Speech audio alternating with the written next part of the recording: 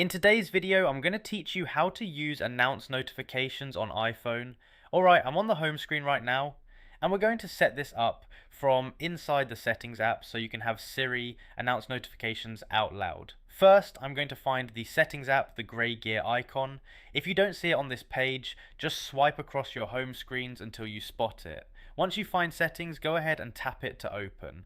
Okay, now we're inside settings and you'll see a long list of options. We need to get into the Siri settings, so at this point I'm going to scroll down. I'm scrolling slowly and keeping an eye on the labels as I go, and we're looking for Siri. Once you see Siri, go ahead and tap it. Alright, now we're on the Siri settings page. This is where you can control a bunch of Siri features, and the one we want is announce notifications. So I'm looking down this page for announce notifications, and once I see it, I'm tapping it. Now we're on the announce notifications screen. The first thing we're going to do here is turn on announce notifications. You should see a toggle switch at the top. If it's off, it'll look inactive. So I'm going to tap that toggle to turn it on, and once it's enabled, it should highlight to show it's active. Now that announce notifications is turned on, the next part is choosing which apps you want Siri to announce notifications for.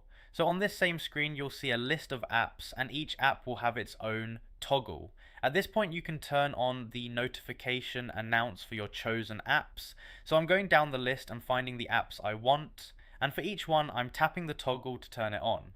When it's enabled for an app, that means Siri can announce notifications from that app. If there are apps you don't want announced, you just leave those toggles off. Once you've turned on announce notifications for the apps you want, you're basically done. There's no save button here, so everything applies immediately as you toggle it. I'm just taking a second to confirm the main announce notifications switch is on and the apps I want are enabled, and that's it. You can tap back or exit settings whenever you're ready, and Siri will now announce notifications for the apps you selected.